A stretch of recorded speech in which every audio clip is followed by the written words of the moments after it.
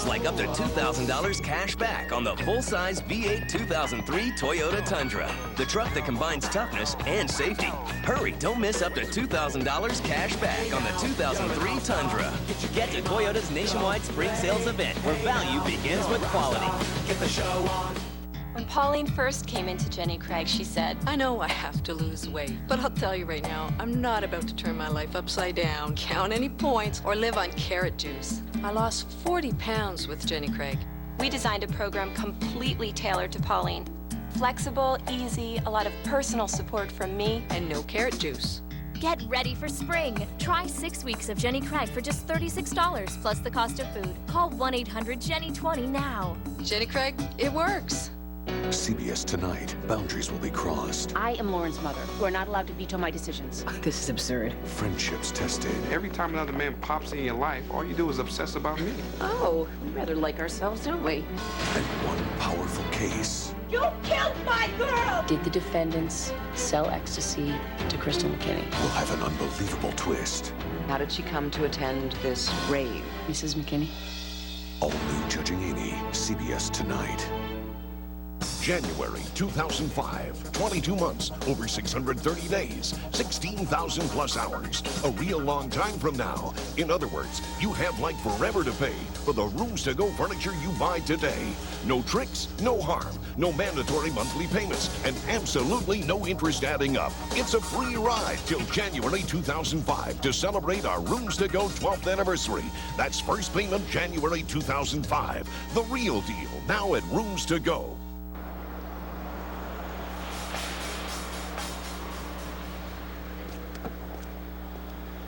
I got it, sir. The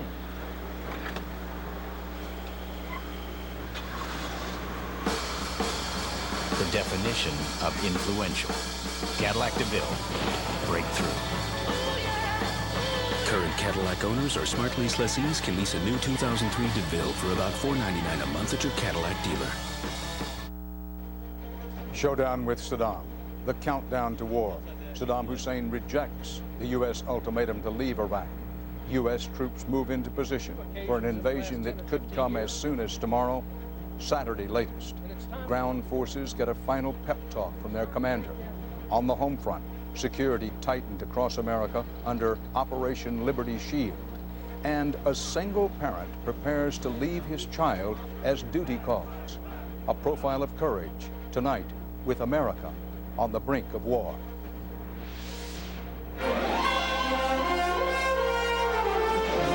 This is the CBS Evening News with Dan Rather reporting from CBS News headquarters in New York. Good evening. The United States could be at war by tomorrow night. It almost certainly will be by Saturday night at the latest. Tomorrow evening is the deadline President Bush gave Saddam Hussein to leave Iraq or face invasion. Today, Saddam said, in effect, bring it on. Here are the day's key developments. With the clock ticking toward an 8 p.m. Eastern Time Wednesday deadline, Saddam officially rejected the ultimatum. The White House called that his, quote, final mistake. Secretary of State Powell says about 45 nations now support military action against the Iraqis. With war coming, the U.S. announced Operation Liberty Shield to protect the home front. Again, we have all our CBS News resources mobilized to report to you on these crucial hours ahead.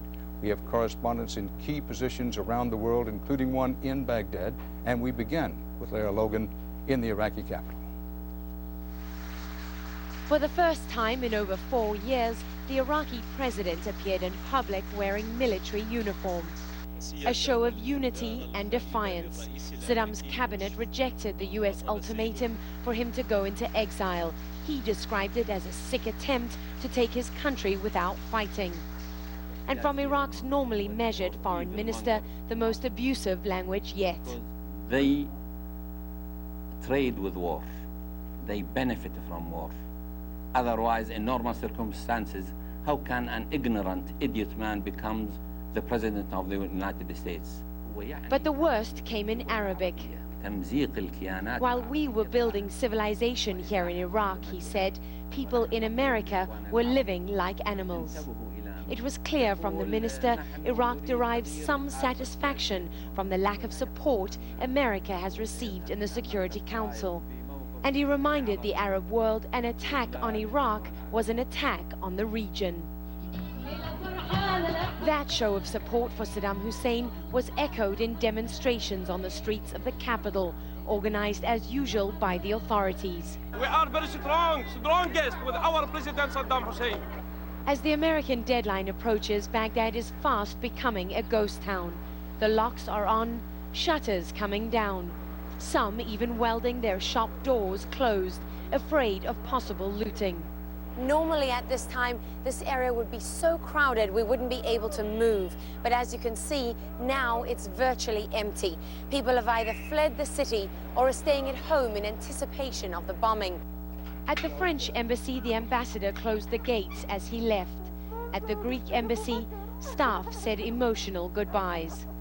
But the white UN plane taking off from Saddam International Airport, carrying away the inspectors, was perhaps the strongest signal here that diplomacy is definitely over. Lara Logan, CBS News, Baghdad. Let us pause quickly to talk about a timeline. If Saddam Hussein does something unexpected and dangerous before tomorrow night's deadline, the U.S. military could and probably would spring into action. But barring that, the passing of tomorrow night's deadline does not necessarily mean all-out war would start then. It might, but it also might not begin until Thursday or Friday. It is expected to begin by Saturday at the latest. For the U.S. military, the coming war now has an official name, Operation Iraqi Freedom. CBS's David Martin at the Pentagon has the latest now on how that operation might play out. David? Dan, U.S. officials say so many Iraqi army units seem ready to surrender. It is possible American ground forces will not encounter any serious resistance until they come up against the Republican Guard divisions defending Baghdad. As a result, the air war and ground war are now likely to start within hours of each other, since there is no longer a need for 4 or 5 days of bombing before the main invasion forces go in. U.S. Marines and British troops will seize the southern city of Basra, while the main invasion force advances on Baghdad in 2 prongs. The Marines from the east and the Army from the south in a combination armored thrust and helicopter assault. The closer they get to Baghdad, the more likely they are to encounter Republican Guard units armed with chemical weapons. American planes are already dropping leaflets and broadcasting instructions for the procedures Iraqi troops should use to surrender. Special operations forces and paratroopers will attempt to secure the oil fields in both the north and south, where there are continuing signs the Iraqis are rigging the wellheads for demolition. More special operations forces will search the western and southern deserts for Scud missiles aimed at Israel or the American base camps in Kuwait. Airborne troops will descend on northern Iraq, and Turkey now appears willing to allow both the Air Force and the 2 aircraft carriers in the Mediterranean to fly strikes through Turkish airspace. 3 more aircraft carriers in the Persian Gulf bring the total to 5. 30 ships armed with cruise missiles are in the Gulf and the Red Sea. More than 700 Air Force planes are at bases throughout the region. According to U.S. intelligence, senior Iraqi officials intend to ride out the bombing not by hiding in underground shelters, but by taking shelter in private homes, which will be safe from air attack by American planes intent on avoiding civilian casualties. Dan? David Martin reporting live from the Pentagon. As we stated, it's not clear how quickly after the expiration of tomorrow night's deadline President Bush might order an attack, but U.S. forces in Kuwait, from grunts to generals, know that barring some diplomatic miracle or Saddam mistake, the order is coming very soon. And CBS's Jim Axelrod reports they're preparing their minds for the battle. It's a good thing that we're going to do. It's a noble thing that we're going to do. It's the most recent version of one of war's ancient traditions, the commander rallying his troops. See, I don't worry about your level of training. I don't worry about your level of competence. I don't worry about your courage. 3-star General William Wallace, the commander of Army ground forces in Kuwait, was just in time, judging from the movement and the mood in this 3rd Infantry training camp. How's the mood changed around here in the last 24 hours? You can see everybody starting to get their game faces on, sir. In Army camps across Kuwait, soldiers are tying up their gear and gassing up their vehicles. Some camps are emptying so quickly it's hard to find a place to write. 25% of the 3rd Infantry's 1st Combat Brigade is now gone. Troops that could well make the initial push into Iraq. More will leave soon. Are you scared at all? You know, right now, I think it's all kind of surreal. Maybe once you start hearing the artillery going and the bullets flying, then maybe fear will finally settle in as a reality check. This time yesterday, I wouldn't have been walking here. This area was part of the main command post for the 1st Brigade Combat Team. 9 combat vehicles just like that one. 4 are now gone, redeployed as a mobile command post closer to the border. A new generation of soldiers is sleeping fitfully, if the soldiers are sleeping at all. 18, 19, 20-year-olds anticipating their first taste of combat. You worried it's not going to be exactly what you're expecting? I'm worried it's going to be exactly what I expected, so. And chances are he, and tens of thousands just like him, will find out soon enough. Jim Axelrod, CBS News with the 3rd Infantry in Kuwait. Much has been made in recent weeks about the kind of weather American soldiers might face in Iraq. Tomorrow's forecast is a mix of good and bad. Temperatures mild, skies mostly sunny, but sandstorms will blow across much of southern Iraq, exactly where U.S. forces plan to be going first. Good weather or bad, final preparations for attack go on. CBS's Mark Strassman is with the 101st Airborne Division in Kuwait.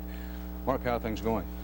Dan, for the 101st Airborne, the last of their big equipment should arrive in this camp by Wednesday night. By Thursday, they should be battle ready in every respect. At 4 a.m., they sat spellbound under a tent. Their commander-in-chief's ultimatum to most soldiers with the 101st sounded like a battle cry. I agree with him 100%. 48 hours.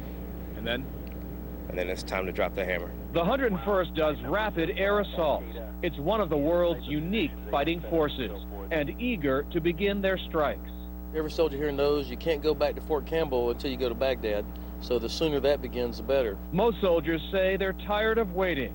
Angst now gives way to adrenaline. You guys ready? We ready. We came all this way over here to do what we got to do. We're here to do it. When they got here, soldiers were worried they might sit idly for weeks, even months, wilting in the desert heat. Tonight, everyone here believes that worry is over. Dan? Mark, are the commanders all set now, ready to go, or are they still awaiting final details of the invasion?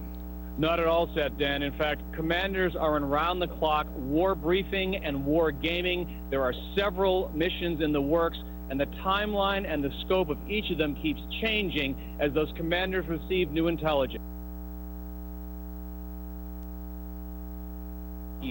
See the 101st. Dan? Mark Strassman with the 101st Airborne in Kuwait. Thanks.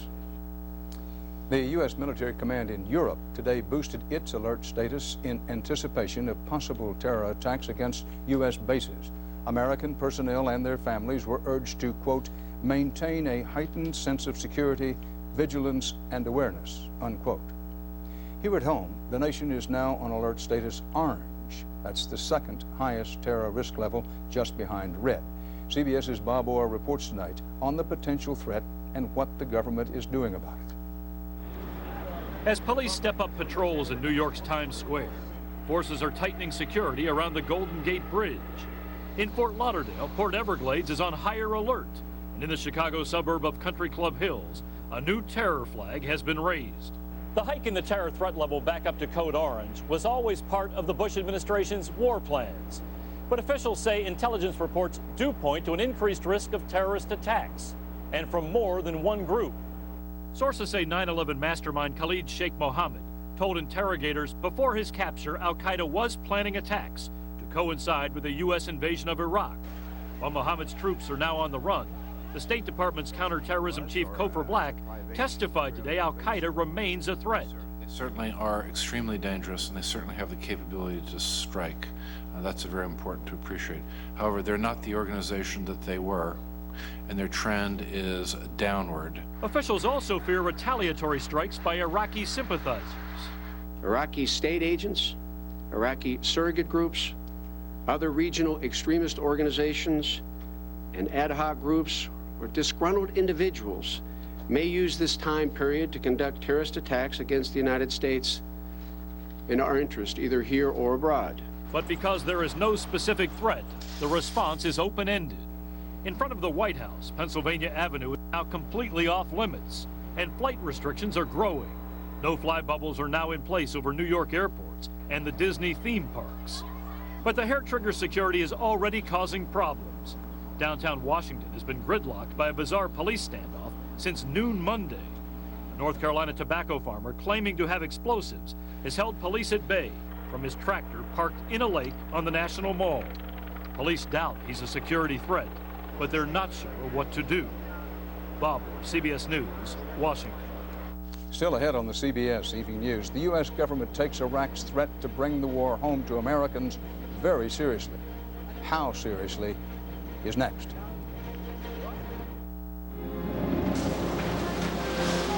If you have acid reflux disease, you know about the burning pain of heartburn. But there's something about acid reflux that I didn't know. Over time, that acid churning up can wear away the lining of your esophagus. And even if your heartburn symptoms aren't severe, the damage can be. I didn't know. I didn't know. I didn't know. Your doctor knows about the purple pill called Nexium.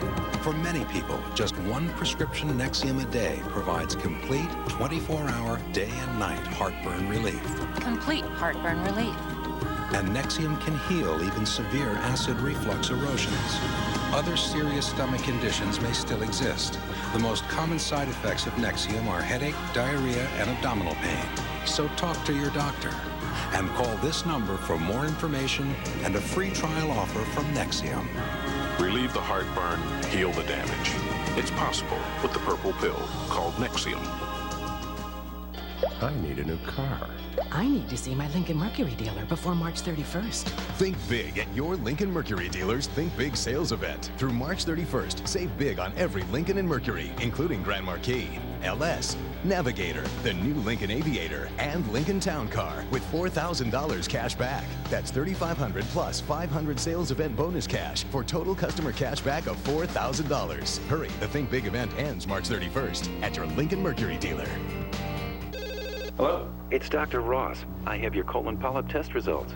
You're fine. Help stay that way with new Caltrate Colon Health. You may help reduce the risk of recurrent colon polyps, a colon cancer risk factor. Don't wait. Take new Caltrate Colon Health. I got a $50 bid. Can I get a 55? Who'll give me 55? Come on, I'll give you 55. I got a 50. Could Procrit be right for you? Talk to your doctor about Procrit or call 1-800-PROCRIT. The first major advance for the fastest treatment of athlete's foot is Lamisil AT. Lamisil AT is the first non-prescription medicine proven to kill the fungus with just 1 week's use. Not even a prescription can beat that. Lotrimin AF and Tinactin still expect you to treat for 4 weeks. Who's gonna do that? When your feet itch and burn, using Lamisil AT 1 week keeps you athlete's foot free 3 months. Lamisil AT. There's no better way to cure athlete's foot. Iraqi officials have made blunt threats to retaliate against America in the event of war. The U.S. government doesn't doubt it. And CBS's Jim Stewart reports the Bush administration already has a plan in motion. The last time the Iraqis tried a terrorist attack against U.S. interest was in 1991 in the Philippines. It didn't work out so well for them. This Iraqi agent blew himself up instead of the American Cultural Center he was targeting. The FBI is hoping for the same degree of success this time around. In a sweeping wave of interrogations beginning with the start of war, the Bureau will visit over 10,000 Iraqi nationals living in the U.S., including students, defectors, permanent residents, visitors, and even a few recent naturalized U.S. citizens. The Bureau is also seeking to expel several more Iraqi diplomats like these two suspected intelligence agents who were kicked out of Baghdad's UN delegation earlier this month. Officials will detain all immigrants from 34 suspect countries seeking asylum, mindful that Ramzi Youssef, the first World Trade Center bomber in 1993, entered the U.S. seeking asylum from Iraq. And the FBI says it anticipates making several terrorism and visa fraud-related arrests as a result of their campaign. It's all part of the Bureau's plan to shake up the Iraqi community in hopes of shaking out the handful of Iraqis who may have been planted here to carry out attacks. Some the Bureau suspects because their families are being held hostage back in Baghdad. The American Muslim community knows about these concerns and is assisting the FBI, suggesting, for example, that agents respect Islamic customs when making their calls. We encourage Muslim communities to invite FBI officials into the mosque to have meetings, to build lines of communication so that they can come in the front door, not the back.